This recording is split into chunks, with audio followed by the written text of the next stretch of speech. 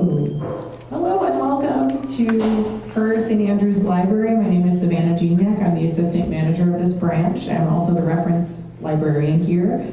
So if you're ever at the reference desk, you will see my face behind that computer, and I can help you with your library needs. But I'm so happy to see all of you here today for our very special Human Library series. Our Human Library series today is Get to Know a Person in Recovery. We're also so excited to have Caitlyn and her guests here with us today. Caitlyn Kratz, she is the program administrator for Charleston Center's opioid treatment program. Caitlyn's experience in the field of addiction treatment includes crisis management and residential treatment for women, families, and adolescents. She's joined today by members of the recovery community as they share their stories of strength, hope, and recovery during a panel discussion.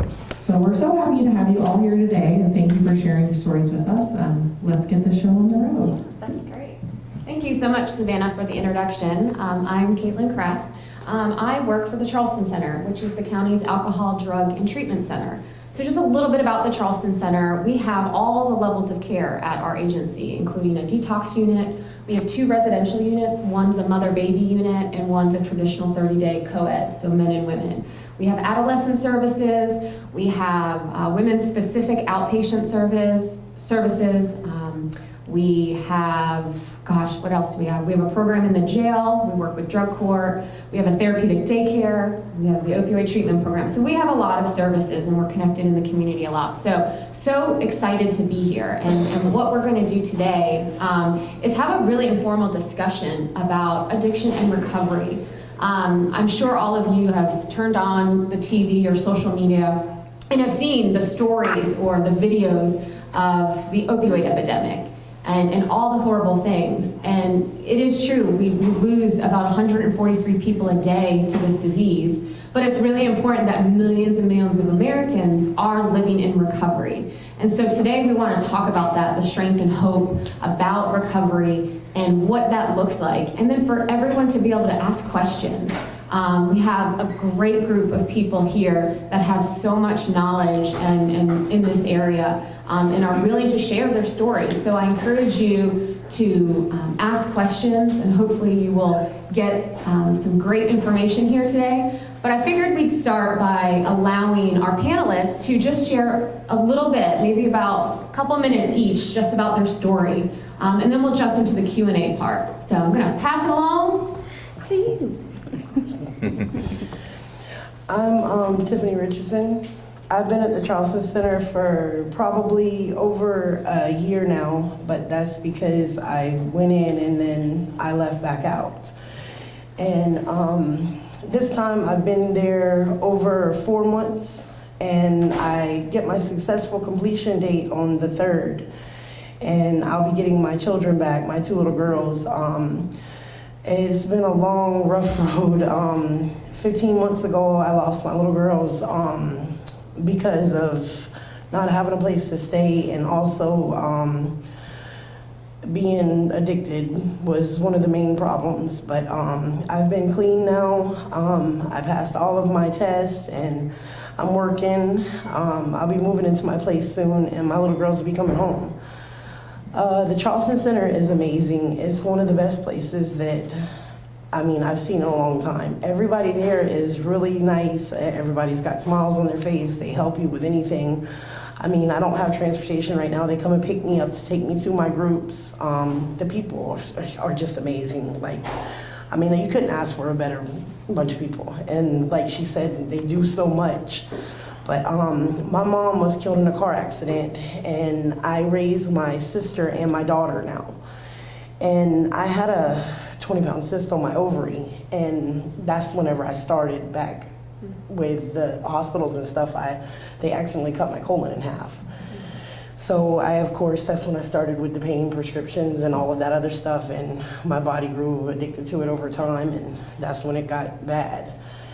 And it grew from just a little bit to multiple a day, and it was like, it got horrible. I regret the day that I ever took one.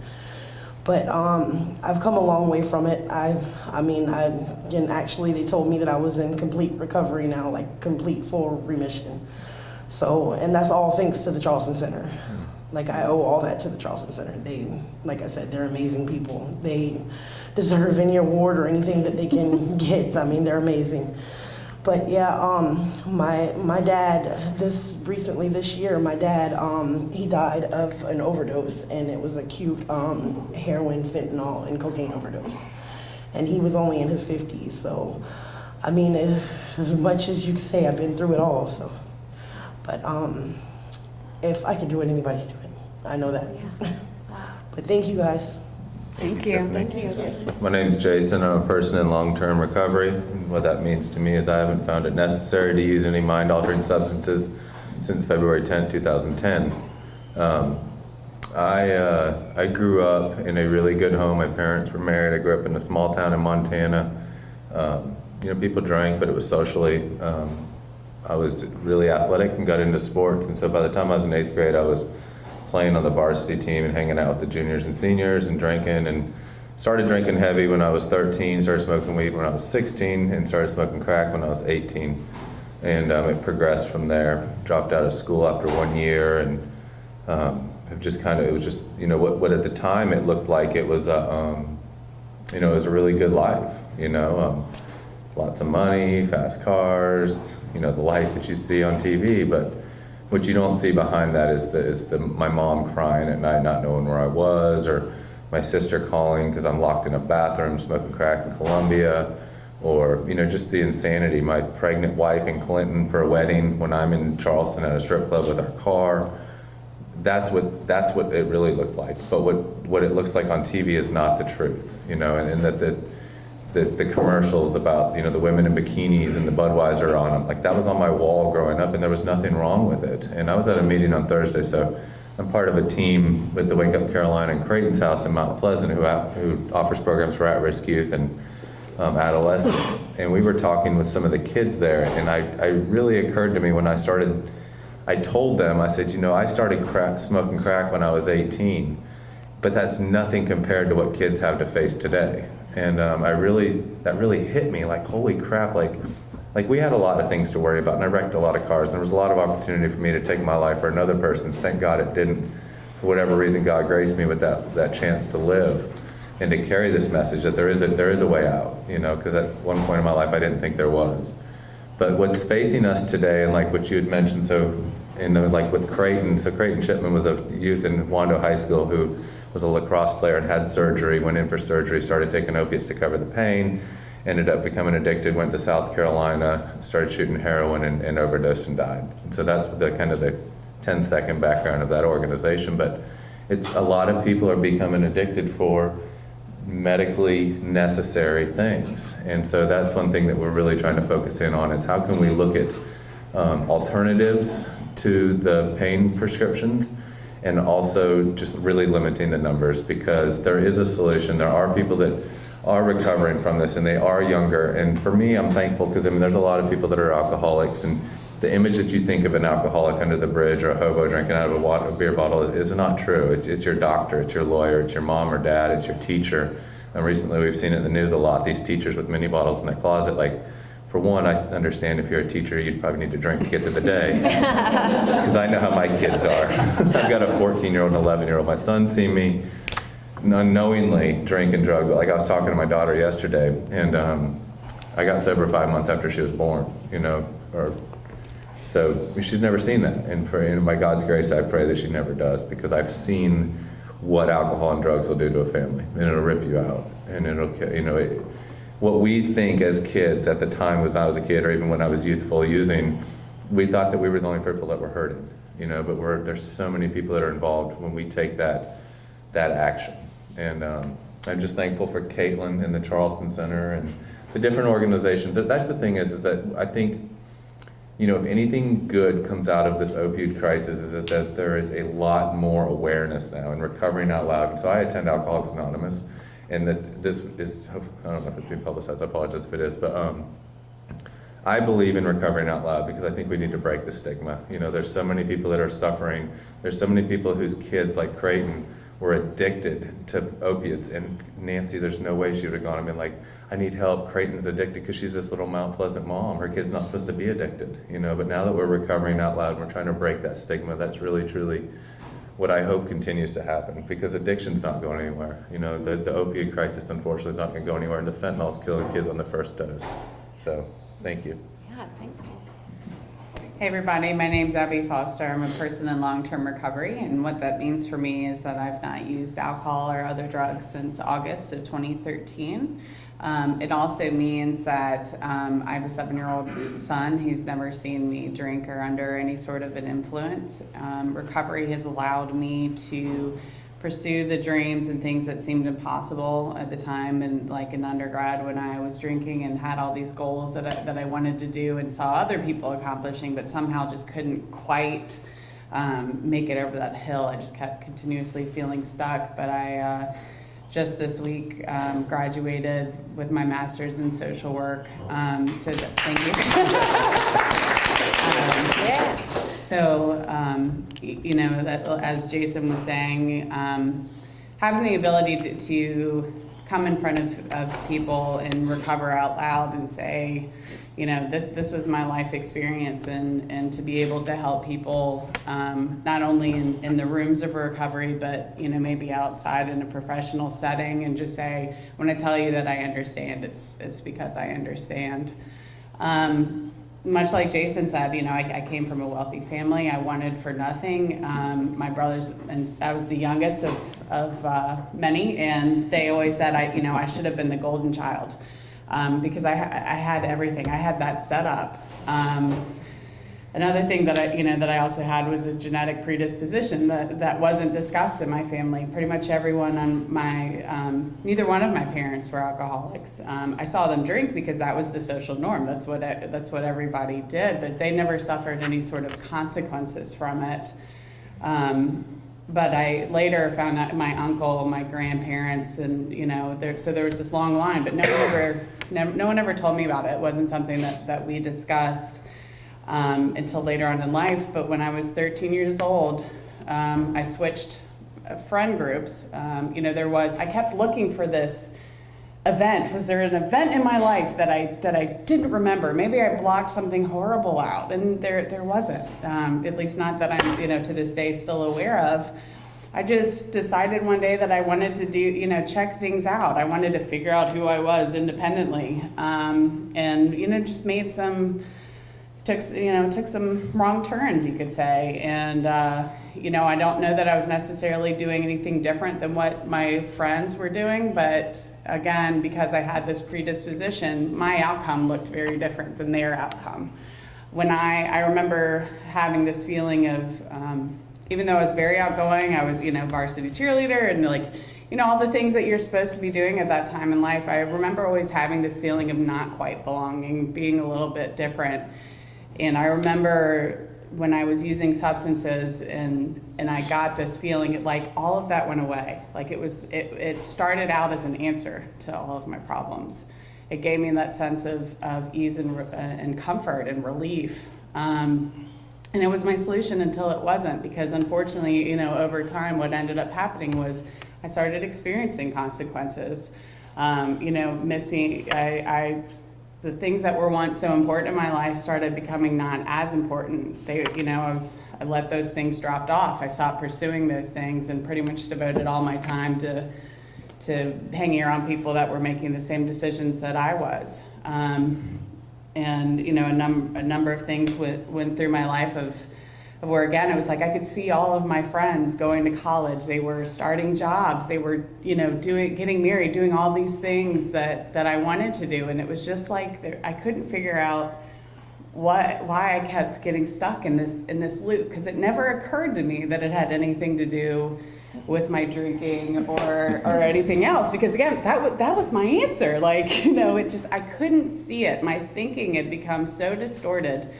That it was one of the sayings that would say, self can't see self. I could not see the truth about the way that I was living.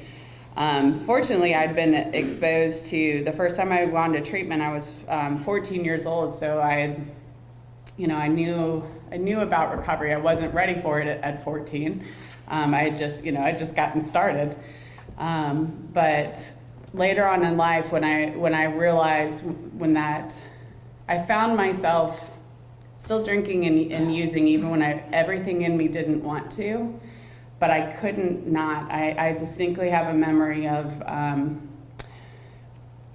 I decided that this was it. I was done. I was ready to stop doing everything, and I talked myself up all day long. And I knew that I was going to dinner with my parents, and I knew that because my family drinks, that my dad would probably order wine at dinner, and he would offer me a glass, and that I would simply just say, no, I'm good. Wasn't going to make a big deal out of it or a big show or a big declaration. And when the waiter came around and poured a glass, and my dad pushed it towards me, and I'm, in my head I'm going, just say no thank you, just say no thank you, and my mouth couldn't move and I couldn't stop my hand. But it was in that moment when I realized, like, okay, this really, like, you could have hooked me up to a lie detector test, and I didn't want to do it, but I couldn't stop myself from doing it. But luckily for me, I knew where I could go to get help, and that's what I did. And that's when things started to change for me, when I was willing to ask for help, and to start listening to people. I'd gone to treatment times in the past, but this time for me, I didn't need to. And I think that's what's so amazing about recovery and even addiction. It doesn't look the same for everybody, and it doesn't have to. And if having these open conversations and kind of demystifying what it all looks like, if that helps just one person or it brings one family member a little bit of comfort, then to me, all the mistakes, all the heartache, all those things in my life have purpose, and so I'm grateful for that. So thank you. Thanks, Ed. Put that down. I'm loud enough. I'm Walt. Bad problem with drugs. Bad problem. First, I want to say the seven young ones back here, teenagers or young adults. Tell me your names, please. I really appreciate y'all being here. Tell me your names, starting right over here. Ian Salters. Okay. Oliver Boyd. Alex. All right. Mark Quinton. Ned, Graham. Thomas. Man, thank you for being here, man. That is fantastic. Thank you. I don't know if I'd had the courage at that age to be here. I wouldn't have wasted a Saturday afternoon probably, so that's great. Now we go in the day, and the superheroes, all these movies and all, and you decide which one's the best, the Batmans and the Iron Man. That's these three to give you stories right here. They're heroes. Man, you don't know what the fight they have had. You don't know what it takes to be clean after discovering that. Now, the Superman, you decide who beats each other. I don't know how you can say Batman can beat up Superman. I don't know. Now, Caitlyn's Superman. That's Superman right there. That is the superhero. I don't understand how she could come every day and have a smile on her face and come to you don't understand what it's like. People coming in near death every day, one step from death. And the night before, they might have been that close. And they come in there every day, and she comes and helps them. You don't know, I was in a coma the week before I came in there. And the doctors came to me, this was in 2015, I worked for the sheriff's department, and I got in a wreck, 60 mile an hour, head-on collision. I've had 31 surgeries because of that. I ripped the aorta in my heart. I tore my leg in two. I broke 16 bones in my body. My guts were hanging out. I've had a colostomy bag. I mean, I was tore up. And afterwards, man, they got given me, and they told me, Mr. Brown, we're going to have to give you pain medication, and you're probably going to end up having a problem with it, but we'll help you with it. Now, Bill, about a year later, I'm taking like 80, 90 of them a day. And they came to me in the hospital after I woke up from a coma 3 or 4 days, and the doctor's standing at my end of the day, and he says, now here's a doctor, a young man that's went through doctor school, and now he's got his whole life in front of him, he's a success. And I'm coming out of a coma, and I'm penniless because of what the drugs has done to me. And he says, Mr. Brown, man, you got a problem. I said, I'm not the one with the problem, you got a problem. That's what I told him.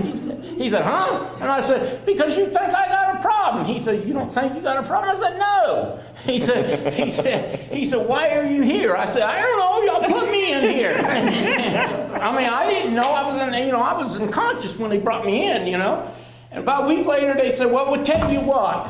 But this was at the VA. And I was appointed when I was in the Army. I got appointment to West Point.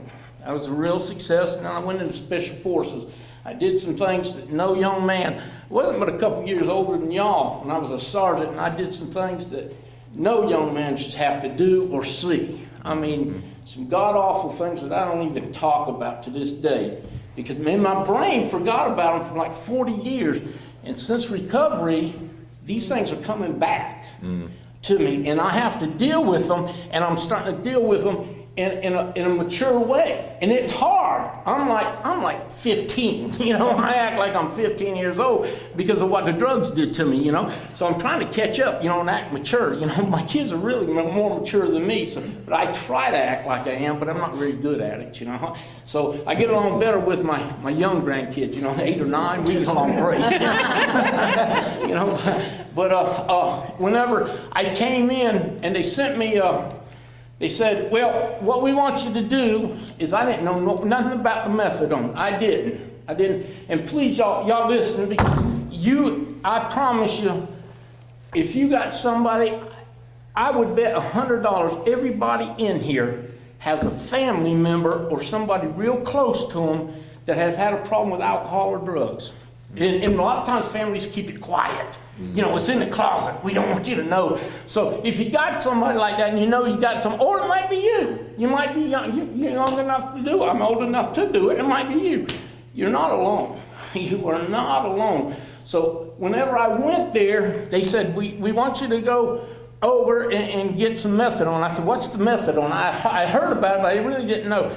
It'll take the cravings away from the drugs, and it'll help you. I says, okay. They said, well, go over Friday, we'll release you, go over there. So I went over there, and there's a line to get your methadone. I got in line and got up there, and the guy said that gets out the medicine, he said, can I help you? And I said, yeah, I'm here to get my methadone. He said, who are you? I said, I'm Walter Brown. He said, it don't work like that. And I said, oh yeah, the VA told me to. Give me my methadone. He gets the phone, he calls Caitlyn, and Caitlyn says, come here and talk to me. It don't look like that, Mr. Brown. I said, what do you mean? You know, the VA. So she said, you got to have an appointment. We got to talk to you and make sure you're okay. Can you come back after the weekend? I said, sure, man. I'm thinking, oh, yeah, I'm going to have a fun weekend. That's what I'm thinking now. And she said, it's a holiday Monday. Can you come back? No, Tuesday, I'm busy. It'll be Wednesday. Can you come back Wednesday? I said, oh, man, that's 5 days. I said, I am going to have some fun for 5 days. But I didn't. Something in me, and I don't know what it is. I guess my mom crying. When she picked me up, hospital, crying and begging me, and she's the one that took me. My mother, 80 years old, drove me over to the methadone center, crying. 80 years old. I'm 60. And she took me over there and begged me, please let them help you. Please let them help you. And I didn't. When I was talking to Caitlyn, I said, I got a week. I said, I know they're going to urine test me after I get here, but I can be dirty the first time. I had that all figured out. But that week I wasn't. And when I came in there, man, I was like this. I didn't want to show it, man, I was shaking. I went like 5 days. I couldn't sleep. I didn't sleep, and my insides were hurting. Man, I'll tell you what, I wanted to die that week. I don't know how I went that week. But I was at the end. I absolutely wanted to die when I went there Wednesday. And they started you at about 3 drops of methadone, 5 milligrams to start off with. I said, what? You know, I said, what is that? I want a bunch of it. I don't want just a little bit, I want a lot. You know, I was an addict. It don't work like that. You got to build up and see where the end goes. But along the line, it starts helping. It starts taking it away. And then you start seeing. You actually start seeing people living right. And you see people that come in there and they got clothes that they've worn for 2 or 3 weeks. It looked like they ain't slept in 3 days, and all of a sudden they're clean shaven, they're looking good, they got good clothes, and you think, what is going on with that person? How is that? And you see, and you think, man, I remember I used to be like that. I want that again. I want that again. So then I started thinking back, just like my story is exactly like them, man. I was a baseball player. I mean, I had a college scholarship for baseball.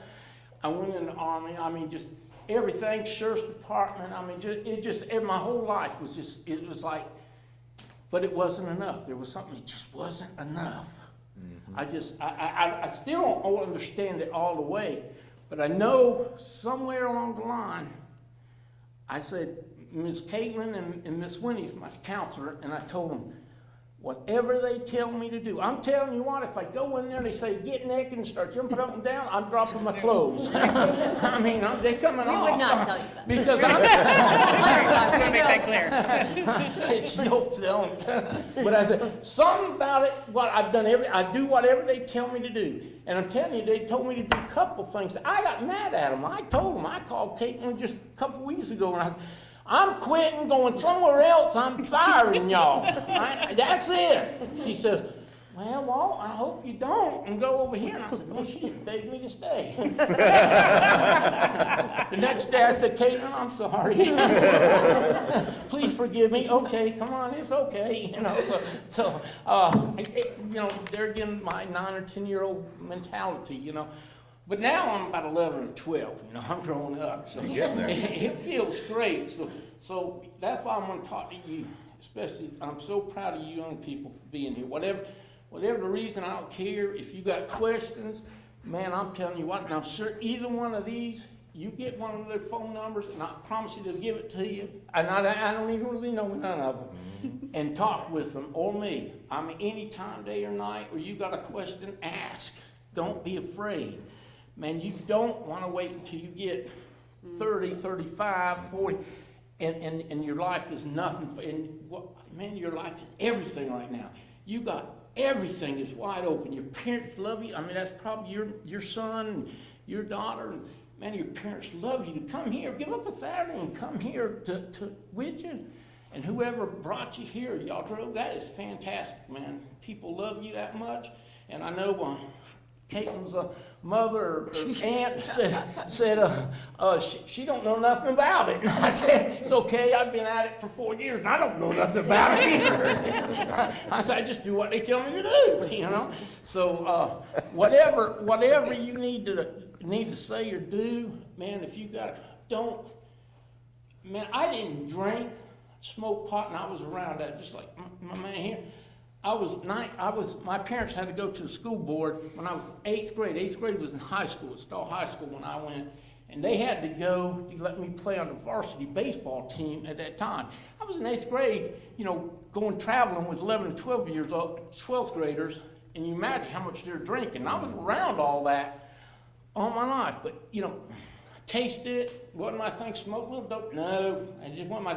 But then they give me that pain medicine. I went, oh yeah, this is it.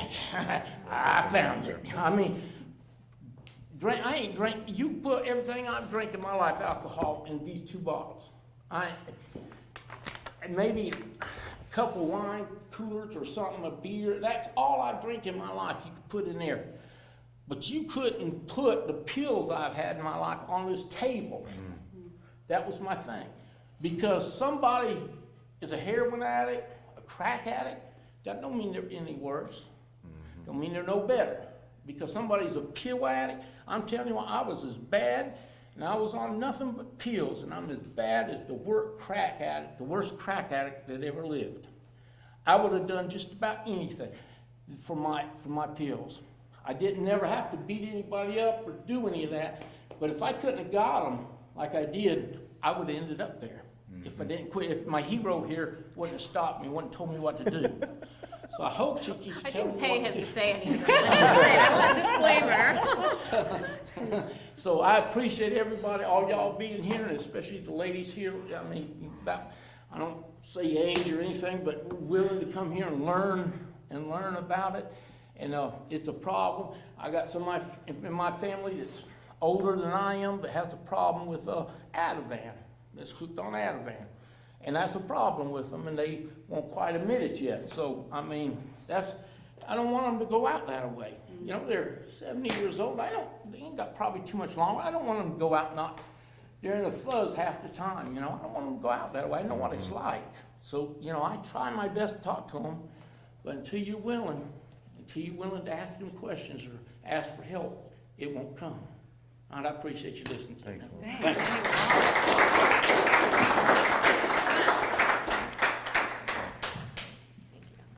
So I appreciate y'all sharing that. And so we're gonna just kind of jump into a Q&A, and we're gonna open it up to the crowd too. But having this platform is really important. I think it's so incredible, like Walt said, this room of people that took time on a Saturday to come out and say, let's check this out, let's hear people's story, and then for you guys to be vulnerable enough and so brave enough to share your story. You know, this epidemic, and it's all over TV, it brings up some discussions, right, about the word addiction. And so in the treatment field, and my belief in every fiber of my being, and so does the American Medical Association, believe that addiction is a disease. And we treat it like other chronic diseases, diabetes, heart disease. But we can say that in medical journals, and we can say that, but I don't believe as a society we believe that. And so I'm curious for you all, when they, you know, kind of through your process, when they said, you actually have a disease, what you're doing is actually a disease, what did that bring up for you? Was that like an aha moment, or what? I wonder kind of if anyone wants to chime in about that. I'll take that. So when I've been in and out of recovery and tried different things, and it wasn't actually until I heard that disease portion of my problem broken down for me that I finally was like, holy crap. Because, so if you haven't, I could do it in a real quick, like 30-second breakdown. But so what the American Medical Association said in 1956, I believe it was that alcoholism and addiction is a disease. And so what that means is that when I put alcohol or drugs in my body, I process it differently, and that it turns on something that it produces a phenomenon of craving where I want more and more and more and more and more. And so if that was the only problem I had, the whole Nancy Reagan thing of just say no would have been sufficient. You know, because if I drink it too much and have problems, I'd just say no. Well, we found out later that obviously that just say no doesn't work. And so the reason for that is that the disease center is in my mind, and that I have a mental obsession that says that this time it's going to be different, that I'll be able to control and enjoy my drinking. Or we have in the recovery community these things called the F-its, like F-it, I've had a good day, F-it, I've had a bad day.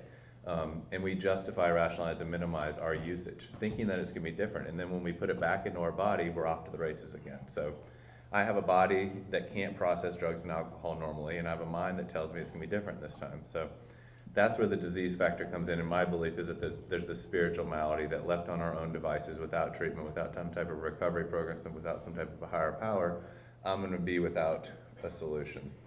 The problem I can see sometimes, though, with recovery and with addiction or substance misuse disorder, or however you want to label it, is that I have this disease that when presented with the fact that I have it, I choose not to take a solution for it. I choose not to go after treatment. Like if I went and I told you that, you know, you have stage 3 breast cancer, you're not gonna be like, oh crap, I'll just wait till it's stage 4. Yeah. You know, you're gonna be at the oncologist on Monday. Yeah. You know, if someone tells me that I have a drinking problem, I'm gonna wait till I'm locked up, family's gone, no money, and then maybe I'll think I'm gonna have to take a look at this.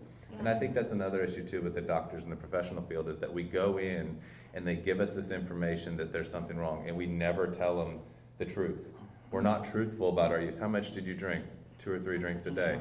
I had 2 or 3 drinks before I don't 5. remember. You know. Yeah. So I think that's it for me. Is that when I found that information out, though. So what that meant to me was that without doing something different, I wasn't going to change, and then I needed to find a solution to what is a medical disease. So. Anyone else want to try? I didn't believe him. I didn't believe him at first when he said it's a disease. I didn't believe it. Let's see, sir, if you took 5 10-milligram Percocet, what would it do to you? 10 milligram Percocet. What do you think it would do to you? Just making euphoric and sleepy. My wife would take one and it would put her on the floor. I took 95 in one day. 95 out of 120, still conscious, and the reason I didn't take the other 25 because I didn't want to wake up in the morning without any. Or I would have took them 25, but I had to have them 25 to take in the morning so I could go get more because I didn't want to get up without 95. And could talk to you and you wouldn't know it if you didn't know what an addict would know. But on regular person, I could talk to you and you wouldn't know. You might think I was a little bit stupid, but that's about it. But that, and you say, a normal person can't do that. Somebody with a disease can do that. And that's when I realized I might look at this. There's something I couldn't control it. Like she said, her arm wouldn't stop. I cried. I was in my truck crying. I swore to myself I would not use that day. I found about 6 hydrocodone tablets, got them in my truck, and I saw them. I rolled my window down, went to throw them out, and I was crying like a baby, and went just like that, crying, and took them just like that. And then, man, I was so mad I took them. I honestly, my hand wouldn't let go. It just would not let go. It was just normal. That's what I do. Yep. Now, if I got hurting, it's the hardest thing for me to take 1 or 2 Tylenol and think it's going to work. I want to take 20. That's just normal for me. That's the disease in me, and that's the hardest thing. And you don't know. You can look around. Somebody here's got it. More than likely, somebody here's got that. So you push it and try it. When you're young folks, you push it and try it. And you're going to be in them shoes. Can't control it. That's the worst thing. And I think you had a couple of good points there. One was like that feeling, that you're talking about being in tears, and a lot of time, and I think it's confusing for people who don't understand what the experience is like. Like, how can they do this? They're so heartless, and I understand that that's what it looks like from the outside. But from my perspective, I could see the pain that I was causing when and I knew that I was hurting the people that I loved, but I couldn't understand why I couldn't stop, because even listening to you and understanding it, it seems so ridiculous to go, what do you mean you couldn't just let them go? It does, and it never made sense to me. How is it that a liquid or a powder has more power over me than my own ability to do something? It just didn't make any logical sense, and that filled me with so much shame and guilt. And one of the things that I think learning about it being a disease helped me do was create just enough separation for me to give myself a little grace and say, I just have a broken part of my brain. But it also empowered me to go, okay, well, if they know what this thing is, and they say that there's a solution, there's a treatment, that means that there is actually something that can be done about it. And what I love about the fact that it's chronic, right? And so we need to not treat it, because like my experience was when I was a teenager. My father was a physician, and they sent me to a treatment facility. I was there for, 28 days, and everyone thought like, okay, good, now she's good. She stopped, and so did I. So, I went on with my life, and then at some point you decide to, do what all of your other friends are doing, and then slowly I'd kind of be right back with there.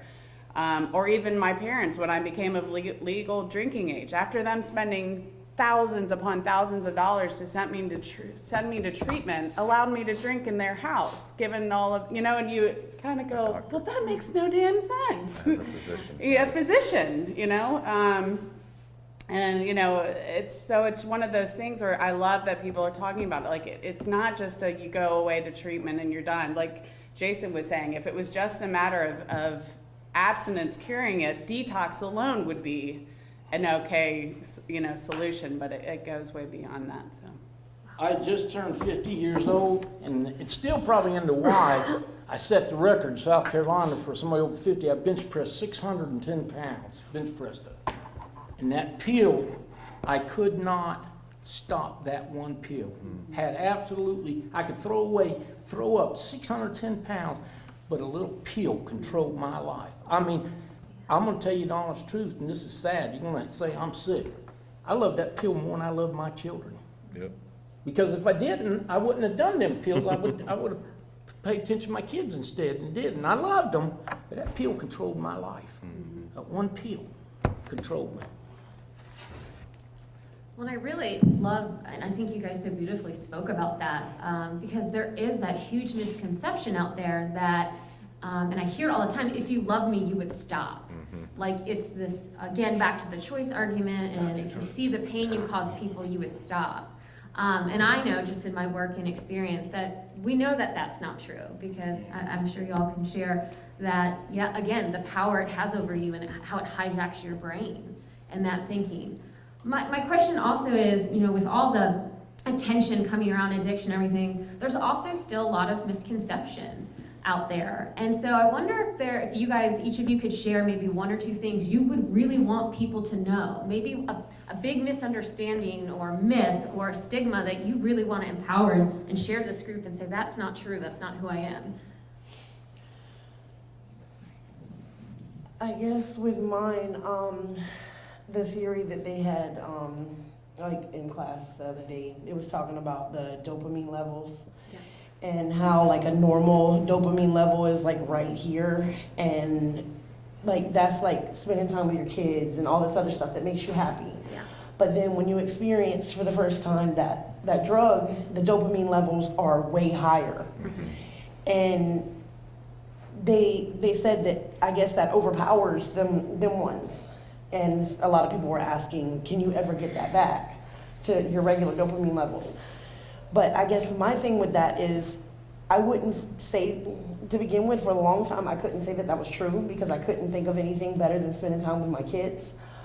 But I guess it really was, because I still put that in front of them. I mean, my kids have been gone for 15 months. And it's like I just couldn't stop. I kept on telling everybody, hey, I ain't got a problem, I ain't got a problem. And I really did. I mean, it took a whole lot. I lost everything for me to realize that I did have a problem. And now, I mean, I guess you can sit there all day long and tell people you don't need help, but really, I guess you do. And anybody can do it. They say, oh yeah, that person can't do it, Yes, you can. If I can do it, like I said once before, anybody can do it. But you got to be willing. You just can't make a person go in there and say, hey, you're going to do this, because they're not going to do it. It doesn't matter if you tell them you're going to take this from them, that from them. They're not going to do it if they're not ready. So, I mean, I guess that was my thing. Even what my thing was my kids. They told me they was going to terminate my rights. Oh no, this person's not going to stand here and tell me, okay, they're going to take my kids from me. That's mine. Yeah. So, I mean, the day of that, I walked out of there and I said, I'll never touch it again. And that's the one thing it took. But like each of them were saying, it's so hard, because, I mean, you sit there and you think that you could never be like that. But a person can never say that they can never be like that. Absolutely. Because any of us can be that person. I mean, it's just, I guess it might be a little bit off topic earlier, but it's just. No, appreciate that. Gosh, yeah. I think one misconception possibly, and I sometimes hesitate to talk about this though, is that you don't have to lose everything to turn it around. And so that is what it took for a lot of people. I mean, like, you know, God bless you. I mean, it's just insane to think, you know, for whatever, I mean, when I started getting sober, I was married, and I'd made just a disaster of that. And the results were as you would suspect. But I think what we see sometimes in recovery, or what we're trying to do now with like a talk like this, is that if you're starting to dabble with, you know, with wax or with pens, or, you know, drinking a little bit, or even if it's gas, yeah, so the old school huffers. Is that? No, that's what they're calling weed today. Oh, weed is gas. I'm old, obviously. But so if you have had this awareness, like we had a kid come in the other night that was 15 years old, and you know, he wasn't at that level, but he had seen something, he had heard something, his parents had found out. It's like if you're a parent and you see a kid that's maybe struggling through something, just because they need that willingness to stay sober doesn't mean to not try, you know. But then I do believe that once you've reached that level where your child's in jail, where they continue to go back, there is such thing as a codependency, which really sucks as a parent. It's like, God, my children are 14 and 11, and I could see addiction in both of them being a possibility, and I don't know how I'm going to handle that. God bless, I don't have to. I pray that I don't have to, but if something comes along, how am I going to handle that? And I think the best thing we can do is to bring that information, like we talk about oftentimes in intervention and recovery. You don't have to hit rock. You don't have to wait for someone to hit rock bottom. Sometimes you can raise that bottom to them. And there is a way to bring that to, and that's what an intervention does. Your family gathers together. We love you. If you don't go to treatment, we're going to, cut you off here. We're going to cut you off here. And so that's kind of raising that bottom up to where they are at that point. Does it work every time? No. But every step that didn't work for me in my recovery was a step towards that time where it finally took. And so that's like where we see a lot of things like with the Narcan. Now there's a lot of controversy where EMS is going to some homes and paramedics are administering the Narcan treatment to people oftentimes 2 or 3 times in a night. And so they're like, so many people in the community are like, F it, let them die, but that's a human being we're talking about. And it might be that third time, that might be that third trip to ER, that, might be that third time someone comes to you that says, hey, you need help, that you actually take it and look, now you're a person in recovery. And it'd be so easy for the community to give up after one. And I get that, I get the stigma. But think about it if it comes from your family. Think about, that's a person that we're talking about, a beating heart. And I think we devalue that sometimes because of people's actions. Yeah. And so that's one stigma that I would really, really love to see changed. Wow, that's good stuff. For me, I guess, I've had the honor, I've been a recovery advocate for a number of years prior, and I wrote a blog once that was a letter to my teenage self, because in hindsight it's a lot easier to see all these things. But I remember, and it's part of being a teenager. Like, I felt completely invincible. Like, my mantra was, "That won't happen to me." I'm not like that. Like, and I can't tell you how many of the "that'll never happen to me" that happened to me. And another big one for me was there were so many qualifiers that I used to exclude myself as being a person that had addiction or that needed help. Like, I didn't drink every day. I didn't use every day. Like, I use that as an excuse. Well, I can't be that bad. I can go a number of days without doing it.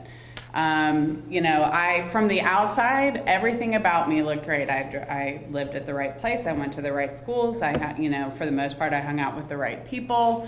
If you looked me in the face, like, I'd be smiling, everything looked together. But if you were a person that was in the know and looked into my eyes, you could probably have seen the truth. But I had this mask that I wore, and everything's fine. Everything is absolutely fine. But everything on the inside was screaming and dying and wanting help, but I just didn't know how to do anything any differently. And so I guess I would just say, if you ever have that feeling of like nobody's going to understand, or even just questioning it, even if you have one person in your life that you have that conversation with, that you take that risk to be vulnerable and open with, I would just encourage you to do it. You won't regret it. Just the. He doesn't need a microphone. Yeah. Just to tell you the different, how, when I call he's a hero, is they've admitted some things that would bring shame to them, admitted it because they did it and they need that. And you look at it. Now, if I turn the table and I ask the youngins here, everyone that snuck a drink of liquor on the side that weren't supposed to, you youngins, raise your hand. Would you raise your hand? No. If you smoke just a little bit. We got one. Thank you, sir. Thank you. You ain't a youngin. You've done a lot of it. You youngins, if you smoke just try. Maybe you did the Bill Clinton thing. You didn't inhale. You didn't inhale. Would you raise your hand? Raise your hand if you smoke a little pot, huh? If you took mom's pills, maybe a pain pill or a Valium or something, raise your hand. Oh, y'all, only one of them. We got one. mother's cancer pills when I was 5. When you're 5. Oh, you need trouble. You need help. You need to talk to Caitlyn at 5. Party and we didn't know what it was. Oh, goodness. I had to drink charcoal stuff. Don't do it no more, okay? Yeah. You see the difference? We open about it, but y'all are looking at us. But wait a minute, y'all won't even raise your hand. And I know that probably every one of you have done one of them things. But I know you ain't gonna say it in front of your dad, and you ain't gonna say it in front of your mom. Ain't no way that's gonna happen. Now, if we ask the adults here, if you done something that you wish you wouldn't have done in life that really embarrassed you, and it would really embarrass you if you raised your hand and told it now, would you tell it? You know, maybe you got a little drunk and made a real fool of yourself when you were younger, or, you know, back then, you know, what is it? You wore your dress a little higher than you were supposed to back in the 50s, you know. But it's easy. You see what we had to do? How hard it was for us to cross that line? And raise our hand and say, yeah, we did it. And admit to it. And we started just like that. We wouldn't admit it. They'd ask us, no. Man, some of my pills are missing. Who took them? It wasn't me. Man, we probably need to check all the windows and make sure nobody got in here. That's what I did. You know, they probably crawled in there when we went to Walmart and got your pills, you know. Wait, I'd steal your drugs and help you look for them. Yeah. That's what the difference between an alcoholic and a drug addict is they'll both steal your stuff, the alcoholic and drug addict, but the drug addict will steal it and help you look for it. That's what a drug addict will do. He'll say, man, we gotta find that stuff, you know. He got it in his pocket or he already took it, you know. Serious as it can be. But that's how hard it is for us to start off with, how it was to admit, yeah, I'm helpless. Tell our hero, you don't know how many people your wife has saved, your daughter has saved lives. How many people who are living today because of your daughter? You ought to be so proud of her. And that's what she does to every day. She saves people's lives. Amen. And just like we have to admit that thing, if you started and you won't admit it now, you won't admit that you took that little bit of drink, that pill, you're on the path. Be careful. Be real careful with that. Start talking to your parents and tell them that stuff. Start being honest about it. That's the only way to stop it. Can I say one thing real Absolutely. quick? Just so that we don't get, so like if for a reason you or someone in your family is struggling, that doesn't mean you do have to recover out loud. That doesn't mean that you do have to do what we do. So my thing was, I bartended downtown at Wild Wing for 10 years. My alcoholism and addiction was on the front page news. Like everyone I came in contact with saw it. So my philosophy is, now that I'm trying to do the right thing, why would I hide that? That doesn't have to be your story. Alcoholics Anonymous, Narcotics Anonymous, Cocaine Anonymous, a lot of the anonymous groups, even Al-Anon, if you have someone in your family you're struggling, you are a sick person and need help too, you can go in there, you can seek treatment and not tell anyone about it. Now, that's your path. So just like if you are struggling or if someone else is struggling and you know, maybe your family, someone in town or something, or you just don't really want it out there, your profession doesn't understand, because the community doesn't understand it. You don't have to recover out loud like us. That's a choice that we've made, and I do believe it's helpful. However, if you need help, please don't let that be a barricade from getting help. I really appreciate you sharing that. So I want to kind of flip it to the audience. And, you know, as you can see, a very vocal and honest group here, so I'm sure no questions are off limits. But I really would love to engage you. And is there a question? Is there a thought? Something we could discuss that kind of maybe came up in what we talked about, or an experience that you'd like to share? What about the peer pressure? The biggest problem when I raised you and your brothers was like pot, marijuana. It wasn't what it is now with the pill parties that you hear about. And there's just so much peer pressure out there, more so than when I think, I mean, not to say it wasn't there when you were there, but to the extent I see it now as children in the high school and middle school. I mean, I never knew that we should be educating the middle school children, which to me are still so young, but we have to. Yeah. So. Well, I think doing, even platforms like this, just having conversations are so important. Again, how many times I talk about addiction and it's still like that dirty word nobody wants to. It's almost like it's a curse word. I have family members that will say, well, don't you think your cousins are a little bit too small to know about this? Absolutely not. They're in middle school and things. So it's this idea that we shouldn't talk about it. We shouldn't have it be as normal as you would check in and say, hey, how's your diabetes doing? We don't check in with addiction like that. We don't ask those questions because I find it's uncomfortable.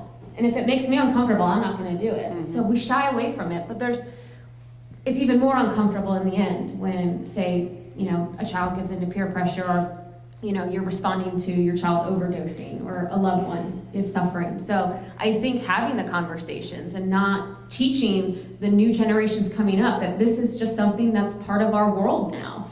You're right, it's completely different, and I really feel for those that are growing up in this, because it is the conversation is different, but we still need to have it. Yeah, I agree. I mean, and I remember hearing about peer pressure. Like, I was in the time of DARE.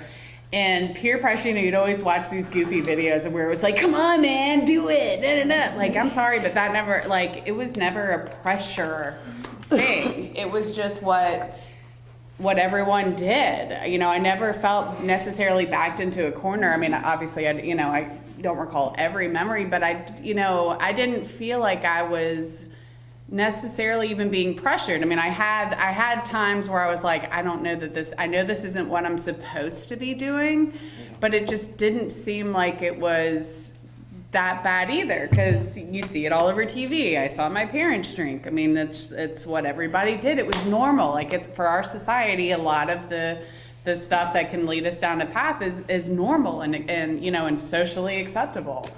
But what you were saying, I was thinking like, if breast cancer runs in my family, I bet my mom's going to have a conversation with me about these are the things that you need to look out for. These are the things that you need to do. Now, I don't know if my life outcome would be any different, but, perhaps if my father had sat me down and said, hey, my dad was an alcoholic. He was an abusive alcoholic who ended up killing himself when I was 18 years old. That might have made a difference in my life. If he had said, and it was alcohol and the way that he drank that led him to that, maybe I would have looked at alcohol and drugs a little differently. Yeah. I don't know.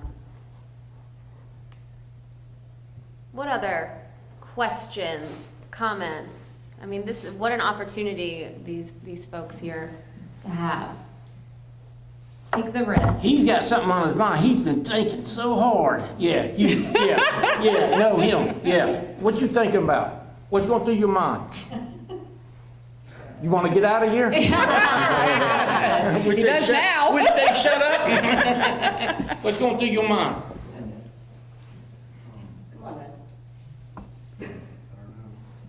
That's fine. Okay.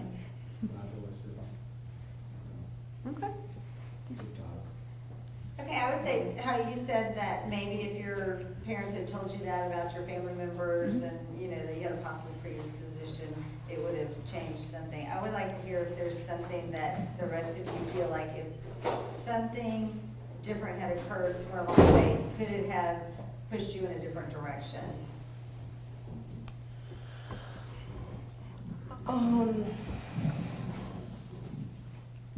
Not really sure. I feel that my life is a lot similar to the way my mom's was. It's kind of like history repeating itself, I guess. I'm not sure. I honestly believe that if which nobody could help, but like I said before, I was homeless, so it had a lot to do with all of that, me losing my children and stuff, and that kind of grew to it. I guess a lot with the stress, it caused me to actually turn to drugs. And I felt that that's what I needed to get through the day. I felt is, okay, I'm not moving, I'm not getting up, I'm not doing anything because I don't have it. That's the only way that I'd move. I had to get it. And it was like my main focus. So, if I would have, I don't know if I would have I guess I would put that. I don't even know. I'm like lost That's a for hard words. question. Yeah. I don't think it would have stopped any of us, but it might have made us get help quicker. Yeah. Yeah, that's Because true. I wouldn't talk, like my pills, that wasn't even really thought of back in the 70s, 80s. They give you bucket loads of it. And I didn't think that was a drug addiction. So if I was told that, no, that need help and all that, I was a full-blown addict for a couple of years before anybody even knew I was. So if I knew about it, then I think it would have been quicker for me. And I wouldn't have had to lose as much, maybe. Wouldn't hurt as bad. I do think that pain is, like, a lot of times we talk about pain as the touchstone of growth, you know, and that what is that life event that, you know, in the rooms we hear people saying, you know, it was when I woke up one morning and my wife and kids were gone, or, you know, I woke up in jail and didn't know how I got there, found out I'd, you know, killed someone, or whatever it was. I don't know if there's an event like, you know, we're so cocky and arrogant as adolescents and as we get into our teens, and that the consequences for me personally weren't there. I mean, I had 3 DUIs before I was 18, but after I was 18, I never had another DUI. And I've wrecked probably 6 cars. I flipped a car on Wentworth Street one time. My truck, I ran in the back of a Bronco at 60 miles an hour and got the truck home, put a tarp over it, called my cop friend and got out of it. And stuff like that happened for me a lot. But, you know, had I got a DUI the first time I ran in the back of someone downtown, not the third, I mean, I never got another DUI, knock on wood. I mean, don't wish that on anyone, but, you know, maybe some consequences like that, you know, would have presented, because I can honestly tell you, I was in marriage counseling with my first wife, and that we were talking about drugs and alcohol, and she didn't understand the extent that I was. And the therapist said something about meetings. You know, she said something about some schedule, and she went to her file cabinet to look for a meeting schedule. And at that point, you know, 20-something, 7 years old, been drinking and drugging for, you know, 14 years, had no clue that she was looking for an Alcoholics Anonymous schedule. None. Like, it didn't exist. So maybe if I'd gotten a DUI and gone into ADSAB and had to been, you know, court sanctioned to go, because we get kids that come in court sanctioned to AA all the time. And, you know, whether they get it that time or not, that might be the step towards their recovery. Because every failed attempt for me was a step towards finally sticking.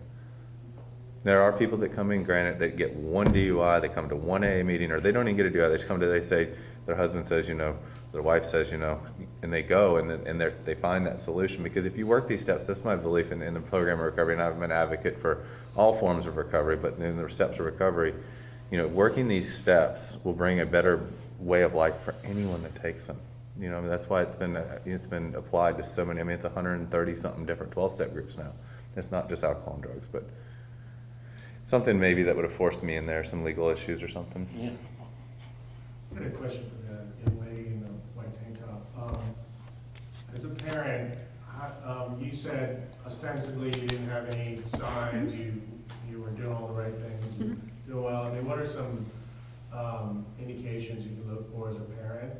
Because you know, it's not always very obvious. Yeah, I mean, and so Did parents notice with you? yes and no. I mean, I got to the place of where I was kind of causing scenes. So, because I was, you know, I think that was my attempt of, I knew something was off and I felt like no one was seeing me. But I think what's difficult is, like, any sign that I could tell you is really gonna sound like any sign that's normal of a teenager. Isolation, you know, of not wanting to be with family, you know, changing of friends, you know, a lot, moodiness. You know, I mean, a lot of that stuff is just part of being a teenager. So I think you know, it's difficult. I mean, obviously, I think some of the other signs for me was, like, you know, I rode horses for most of my life. Well, I dropped that. I was a dancer for a long time. I stopped doing those other things that took up a lot of my time because I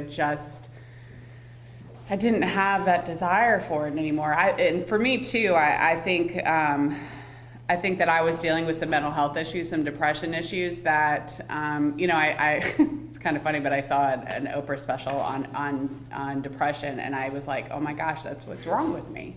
And I had mentioned it to my dad, and my dad laughed it off because he was like, just yesterday you were dancing in the front yard, you're not depressed, because he had in his mind what something was supposed to look like. Well, you know, maybe if I had gotten help for depression, I may not have, realized a solution and feel in that substance, not to put any sort of blame on my father. It's not what I mean at all, but I think it's difficult, and especially in a day and age of where we are all so busy. My father was a physician. He was barely at home because he was either rounds or surgery or whatever. My mother, the type of work that she did, she traveled a lot. So there was a lot of disengagement. So what I now as a parent try to do differently, granted my son's only 7, but is be involved, be the nosy mom, not necessarily a helicopter, but know what's going, who are you hanging out with? Who are their parents? What's allowed at their house? And not necessarily taking to the place of, my son's my son. I don't have to be his friend, but I definitely want to be his advocate. Mm-hmm. I agree with that, what she said too about being a helicopter parent, because That's not gonna help either. my daughter's 11, and I had a talk with her last night. I picked her up from school, and she was visibly upset. And I was like, I went through the whole thing. Was it a boy? No. Was it a girl? No. Did you get in trouble? No. I said, well, what was it? She said it was me. And I was like, when did you start your period? What's going on? So what it turned out was that, so she didn't get into SOA, and a boy that's in her class that she swears she's better at drama did. And that was it, but it opened up that conversation to have with her. And so during that conversation about how, life sucks sometimes, baby, I understand it, that sucks, and allow them to have their feelings, allow her to do that instead of trying to put that silver lining on her, to put that, oh, well, this, you're so much better in this. No, that sucks. I get it, and feel that empathetic response to them and kind of come down to their level. And in that talk, we had that talk about, hey, if you're at a party and you're drinking, if you're at a party or some of your friends are drinking it, and you do not get in that car, and you call me, I come and get you, you don't get in any trouble. Like we had a pinky swear, she's 11. Do I think that's early for that kind of conversation? Yeah, but I'd rather have it now. And the other thing is like you said, is to have them early, to have them often. And there's so many tracking devices now. I mean, for $65, you can put a tracker on their phone and see every single text and video they watch. And unfortunately, I think that might be a little much, but you also have to, I think the biggest thing though is if they're in lacrosse and they quit going to lacrosse practice, if their grades were 3.5 and now they're 3 point, little changes are significant. My experience was, unfortunately, I was a straight A student in 8th grade. I was a straight A student in senior. I was going to jail in high school on the weekends. So it's like that wouldn't have worked for me.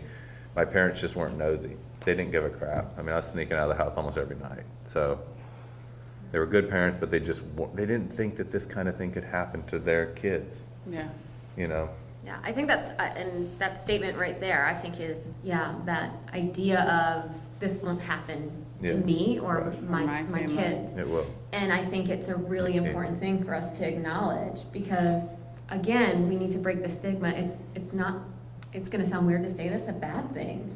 To be humble enough and to be that self-aware to say, this could. Mm-hmm. Just because we live on this side or, it could happen to anyone. And what can we do to prevent it? Or what can we do to create that space and just have the conversation? You really talked about, just being empathic and really just owning when things really do suck. I think we live in a world where everyone needs to feel really good and everyone gets participation medals and things. And there's beauty in that. But letting and teaching at an early age, you're going to experience negative emotions. Mm-hmm. And it's going to feel terrible, but you're going to move through that. And when you're sad, well, what does that feel like for you? Well, what can we do? What would make you feel happy? Oh, let's go for a walk. And teaching them to acknowledge emotions early on. Amen. And identify ways so they can verbalize it, but then identify ways that they can problem solve through that. Okay, I am going to get mad. I am going to get sad. It is going to suck if you don't get into SOA. But what can we do next? Or, let's go get an ice cream or something and make our next plan. So I really enjoy that you shared that. What about kind of as we move towards the end of the program, any other questions? I have a question. So it's kind of a two-part question. So if you are someone here or listening via our live stream right now, and you feel like maybe you haven't hit your rock bottom, but you do need help and you want to get help in some way, what is the first step for someone who doesn't feel like it's the worst yet, Yeah. or whatever that means to them, but they do feel like, okay, but I could go do something before it gets worse. Where's a good place to go? Who can they reach out to? The Charleston Center, Right. locating at 5 Charleston Center Drive. Call Superman. The Charleston Center does have a 24-hour hotline, which is 722-0100. And that's where you can just call in and say, I'm really struggling. There are trained people on the other side of that phone to ask the right questions and to point you in the right direction. It may be I need to get into detox because I'm really sick, or I'd like to just join a group. Okay, well, once you come in Monday, here's our assessment hours. At the end of the program, there's a ton of Charleston Center stuff here. I encourage you to take it. It also has that number on it. But at that point, it's just engaging people in a dialogue, and sometimes just having another person ask some of the right questions can spark that next move for them. And maybe it's just, they just wanted information today, but at least they made that connection. So it is an anonymous, you can call in anonymously and just ask questions. Yeah, and another, if someone is too nervous to go, well, I don't need, maybe they like, I don't need clinical help. All of the 12-step groups, I mean, I don't know if anyone actually gets phone books anymore, but they're in the phone book. Yeah. They're also on Google. You can, just look up a number for Alcoholics Anonymous or whatever it is that is your thing, anonymous. And they're pretty much all of them have 24-hour lines where someone who is recovering from that thing is available just to talk. Mm-hmm. They'll talk to you. If they say that person's like, well, maybe I want to go to a meeting, they'll tell you, hey, there's a meeting at this time just 3 blocks away from you. I might be able to call someone to come pick you up. It's just encourage them to find that one person, whether it's a doctor, whether it's the Charleston Center, whether it's, maybe they have a family member or a friend that they remember, like, I swear that person used to have trouble with this thing. Mm-hmm. And now they seem to have their life together. Yeah. Maybe I should ask them. I think it's a lot about identity, like you said, and that's one thing about the 12-step groups is that, you can go and visit one. There's a lot of open meetings. There are closed meetings that are for people that are having the desire to stop drinking, but you hear that identity. And so there's a lot of people that I know that their significant other was the one that was having issues. And so they went with them to a 12-step program because, to say, Abby's struggling with alcohol, is drinking 2 bottles of wine a day and then going to pick up our kids. And I think that's an issue. She won't go to AA, so I'm going to go with her. Well, I'm eating 15 pills before I go to work and 15 at lunch and another 15 at night, but I don't have the problem. Then I get to AA and I hear other people in the room telling that story, and you feel that sense of identity, that Me Too movement type of thing, where it's like, that empathetic, like, yeah, okay, yeah, I get it. And that's where, like, Alcoholics Anonymous and people in a lot of these recovery centers are beneficial because we've walked through that before. We understand. And like you hear us joke about some of these things that he's talked about are tragic. Some things I did to my family tragic, and we sit up here and we laugh about it. You don't find that in a lot of sectors in this world, but it's because we've recovered from it. And we find that identity. And you take someone to a meeting like that and they're questioning it, they'll hear it if they have an issue. 99 out of 100 people that are in recovery will give you their phone number or talk with them. Not even in a meeting. If you go down and knock on their door and say, hey, I got trouble with whatever, can you talk with me? They'll give you 99 out of 100 will. Mm-hmm. There's also an app on Android. It's called I Am Sober app. And that app has been really good motivation for me because it tells you the day that you got sober, and it'll give you mile markers that I've been sober this long. They also have a line on there that you can it's free, that you can talk with a live counselor on that app. So if you just need to talk to somebody like that, if a person doesn't want to be in a room full of people and stuff like that, that right. app actually helps you a lot. You can talk to them. It's free. It doesn't hurt anything to tell somebody else, and they're not going to judge you or anything. So, it's just that app is wonderful. Caitlyn, I think she has her hand up. I just wanted to ask, if you know somebody that has a problem and you don't have a phone number, what is the attitude of the local police? If they come and you're high, are they going to be arrested, or are the police there to help you? That's the last thing to do. Well, and two, honestly, it's going to be different. It's going to be different where you Thank are. you guys. Yeah, appreciate it. And as Abby was saying, it's going to be local jurisdiction is different. I will say with this, there is a movement towards that. Officers are being trained about addiction. That's happening through Charleston County. We worked very closely with Mount Pleasant Police Department. They have a really unique program where they have, if there's an overdose on scene, the officer can respond, but they also bring a victim advocate and really help transport them to treatment. And there are times where they'll link them, say it's 3 a.m., they'll stay with them till my clinic opens at 6 and bring them and say, hey, can you meet with this person? So that's huge, and we're trying to model that. Other states are more progressive, if you look up in the north. But we're trying to, and what we need to do is also decriminalize the disease. We can't arrest our way out of this crisis, or we can't arrest our way out of addiction.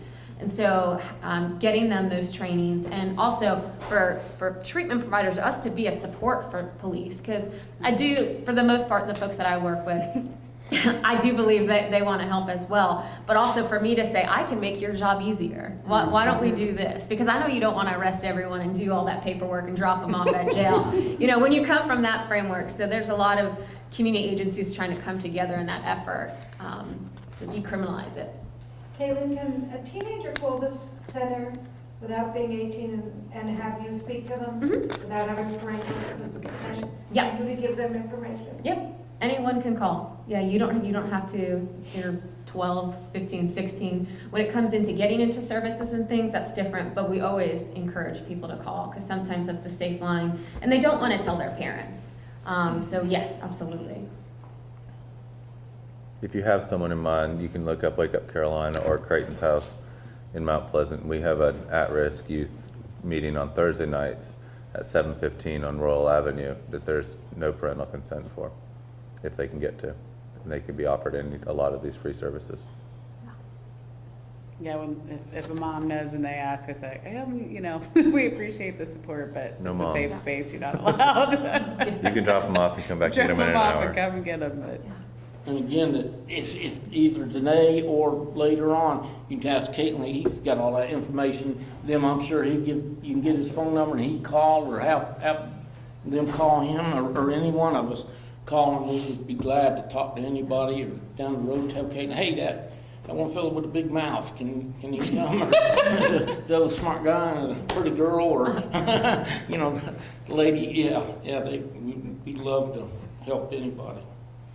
So with final thoughts, I would love if maybe each of you could share maybe one thing when you were in active addiction, maybe one thing you wished maybe your family or loved ones knew when you kind of were in that process. Because I think as family members, you get frustrated, and if you love me, you'll stop your ruining.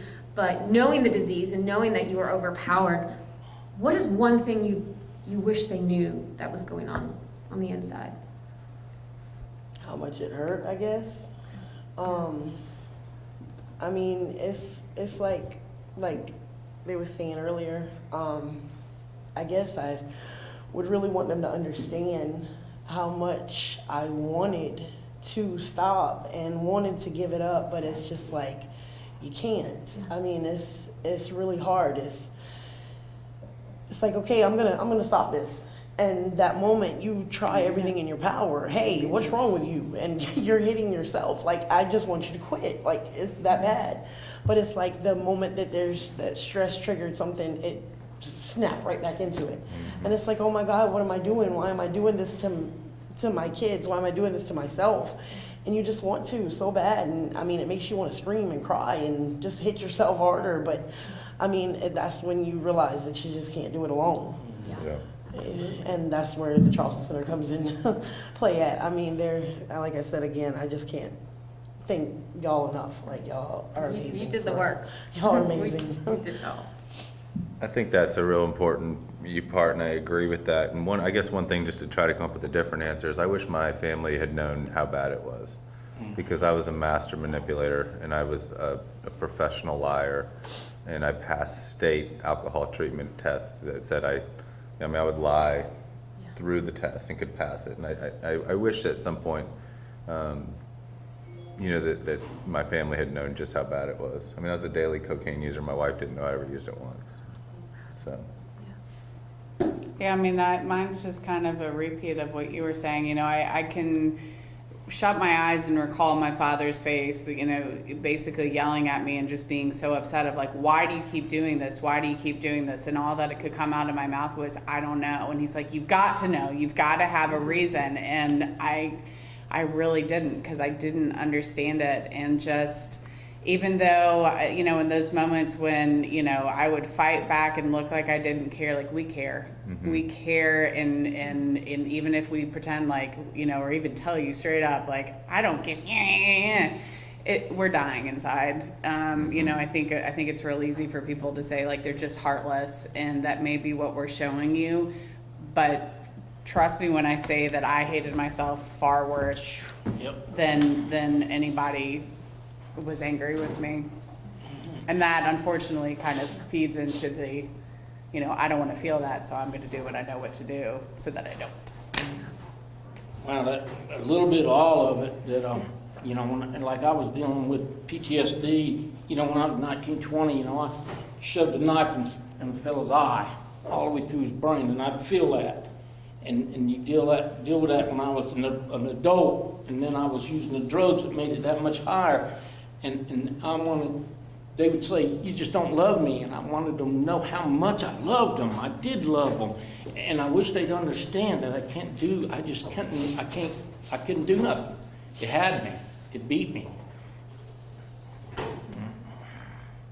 Well, I just want to have final thoughts and share how incredibly grateful I am for these 4 individuals that took the time out of their busy schedules to come to a room full of strangers to share their story. And I want you to remember their faces.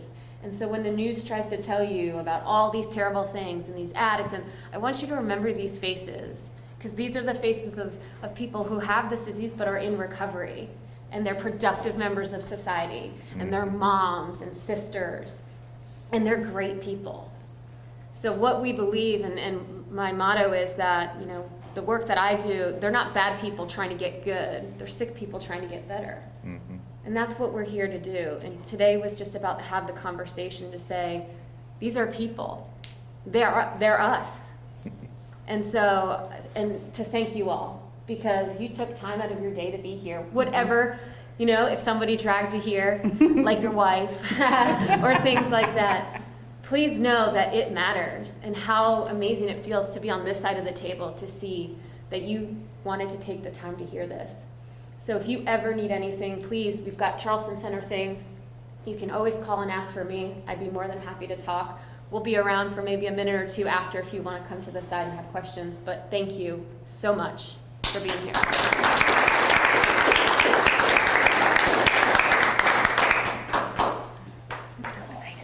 So I just want to say one more thank you so much to Caitlyn, Tiffany, Jason, Abby, and Walt. You truly are heroes. I love that you used that today. You guys are total heroes. Thank you so much for sharing all this. You're helping to get rid of that stigma, and you're supporting people that you may not even know are here today, that everything that we do ripples out to other people. So thank you for being the change that you want to see. Thank you, Savannah. Thank you. Thank you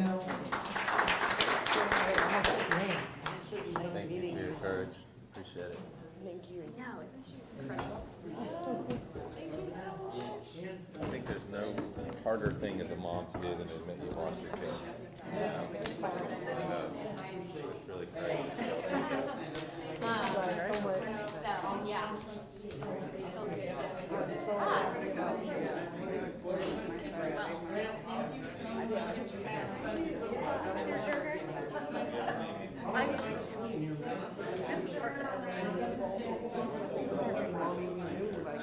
Right? What? Right.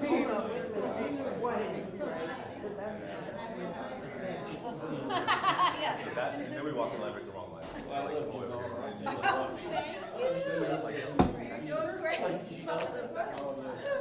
She's fantastic.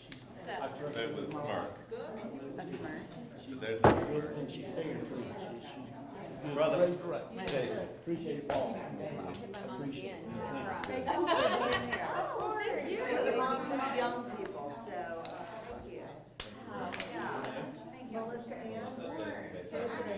make. You said your mom from Ledger?